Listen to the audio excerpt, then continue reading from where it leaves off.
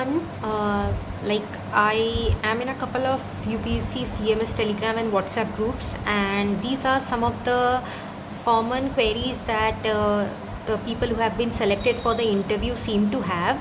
I'll try to address the ones that I do have information about in this video, and if you have any other queries, kindly comment below. I am not an expert on this. I am appearing for the interview for the first time, so this is only out of the information that I have managed to gather right now.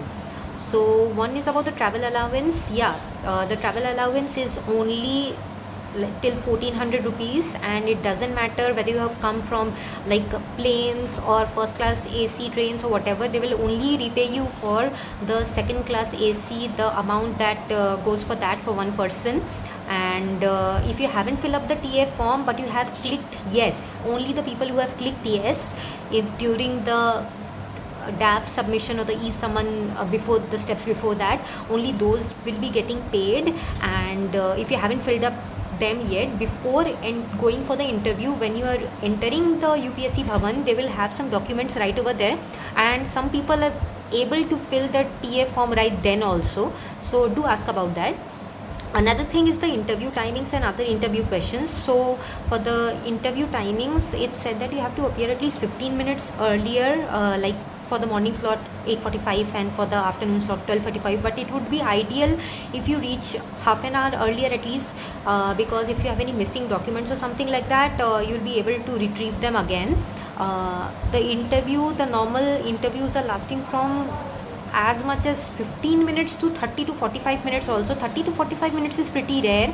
Mostly 15 to 30 minutes the interviews are lasting, and there will be a 3-member panel. One person will be the IAS officer, and the IAS officer could also be from a medical background only. The other 2 members would be either medicine, surgery, or pediatrics and obs-gynae faculty. Some people I'm also hearing they have ortho faculty, but I'm not very sure about that. But like it doesn't really matter. Like the professors that are there, they are asking questions from other specialties also. Like I've heard that medicine people are asking from surgery also, surgery from medicine also, and from FMT some questions, maybe from derma, maybe from other subjects also. So it's not necessary that if you're getting only medicine and surgery faculties, you will be only be asked from medicine or surgery questions only.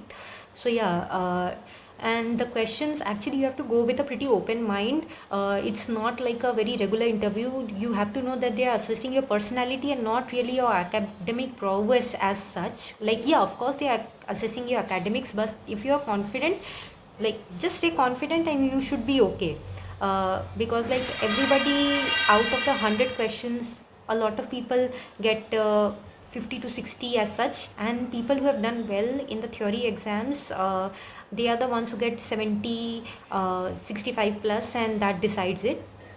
As for the medical examination, you'll be given a slip, and you'll be told to decide where you want to get the medical examination done. For the girls, it's mostly occurring in the Lady Hardinge Medical College, and for the guys, you'll get a choice of colleges, Ram Manohar Lohia, I think, and BMMC and everything. So decide accordingly. The medical examination will be on the very next day, except if the next day is a public holiday, or if your interview has been on Friday, the medical examination will be on Monday.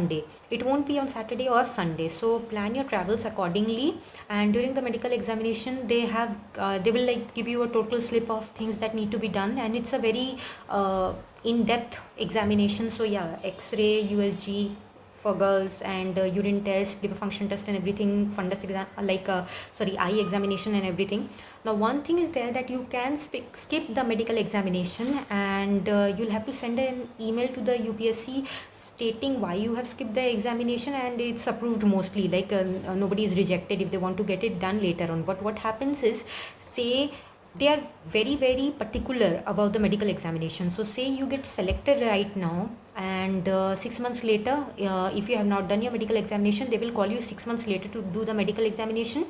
And as I said, they are very particular about it, and if you get rejected in the medical, it's better to get rejected earlier than later on. Say you get rejected right now, you're gonna know that yeah, it's over, you're not gonna get selected in the service as such, and you can adjust your expectations as such. But if you get rejected, then it's like pretty difficult, and it's also related to the NEET PG leave and everything. Say you left your NEET PG seat to join the UPSC CMS, and you get rejected later on because of the medical, so it's gonna be, you're gonna lose both the seats, everything.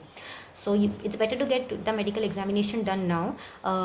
One thing is that for railways particularly, and sometimes for CGHS also, they are very very particular about the medical examination, particularly the eyes. If any of you have eye power over -4 diopter, it's like they will put a special ophthalmic board and you'll have to get checked, also for color blindness, for strabismus, for any kind of issue like that. They will organize a special medical board. Now say you did not do the examination now, you did it later on, and you got rejected then, so railways will not be accepting you, maybe CGHS will also be not be accepting you, and you won't be bumped to the NDMC or MCD later on also, because people have already been allotted, they cannot be removed from the seats, right? So what will happen is you are rejected from the service totally. So yeah, like if you have very severe issues, do not give railways at all or CGHS, directly go for NDMC or MCD. But the issue for that is, again, extraordinary leave for NEET PG. I don't think NDMC or MCD gives extraordinary leave for NEET PG because they have very few seats as such, and if they give leave to everyone, obviously the very few seats they have, no officer will be hired. So extraordinary leave for NEET PG, I have heard varying accounts on that, but one thing I do know for sure is they will not give you leave for doing your bond. Every single state in India, I think so, even 2 to 3 states, and the 2 to 3 states which do not have any bond, they have very high cutoffs also. So if you have a good rank, that's good for you. But for the mid rankers, if you are taking MD or MS, you will not be allowed to go for leave. Like after they will give you 3 years leave. They will ask when your course has started, and 3 years from then you will have to report back. They will not give you leave, any kind of leave for bond. You will have to pay your state bond to break service. Otherwise you take DNB, that's gonna be okay only. Extraordinary leave for NEET PG, it is only given if you have been allotted, if you have joined, or you are a PG student already. Otherwise it's not given. Like what's happening right now, what the timeline is like right now is the UPSC CMS results might come earlier than the NEET PG results, the NEET PG round 2 results at least. NEET PG round 1, I'm not very sure about that. And INI results also, it might come a little bit before that. So if you have got your joining letter and you have not been allotted any NEET PG seat till then, you will not be able to take extraordinary leave. You have to show your, I'm not entirely sure, allotment letter for NEET PG or joining letter for NEET PG, then only you are granted extraordinary leave. Now, I have heard that not everybody is granted extraordinary leave. Again, take this information with a pinch of salt, because this information I'm not very sure about. That the places that you have applied for, the 3 states that you have applied for, if they have vacancies for those seats in the places that you have applied, if they need those specialists, then only you will be given leave. Otherwise you will not be given leave. Like say, I've heard people say, I saw in some messages that if you have say radiation oncology, if you have psychiatry, derma, stuff like that, they do not have a lot of spots for that. They do not require a lot of specialists like that. So yeah, they do not give leave for that. And one more thing is, like if you join UPSC CMS now as a GDMO and if you're a specialist, it is actually, you'll be at a loss. It is better for you to join UPSC CMS after you have done your PG. UPSC CMS does like the UPSC CMS this exam for GDMOs. They have a specialist recruitment exam also. Like it's not a theory exam as such. They directly call in for walk-in interviews and such, and the recruitment, like the amount of seats that come out, the amount of vacancies that come out is totally comparable to this, and it will be better for your career. Otherwise after 3 years also you will be entering as a GDMO only. You will be ascending the ladders as a medical officer. And if you come after PG and you are joining from the specialist recruitment, you can go through the assistant professor, associate professor route, and yeah, your seniority will be like that. Otherwise, say you are MS Ortho, you have joined through UPSC CMS examination, you will be appointed as a medical officer. You will be given specialist clinics also. Yeah, some people have doubts like what, like I like to mention specialty posts. So it doesn't matter if you're an ophthalmologist and you have joined through UPSC CMS examination, you will be doing 90% of the time you will be doing scut work or the work of a GDMO and MBBS officer only. Specialist like the specialty clinics, I think they occur once or twice a week. Otherwise you will be doing, let's say you have done derma for the, you know, obviously people do it for the work life balance and everything, but you will be made to do emergency duties, night duties, and such, like any other MBBS officer. It doesn't matter if you're a specialist or not, you will be only be getting a slight bump in your salary, 2000 rupees or something, 2500 rupees or something like that. So yeah, if you're trying to join, if you're trying to go ahead by the assistant professor route, the best way would be to join after NEET PG, after you have done PG, sorry, and join to the specialist recruitment that occurs every year.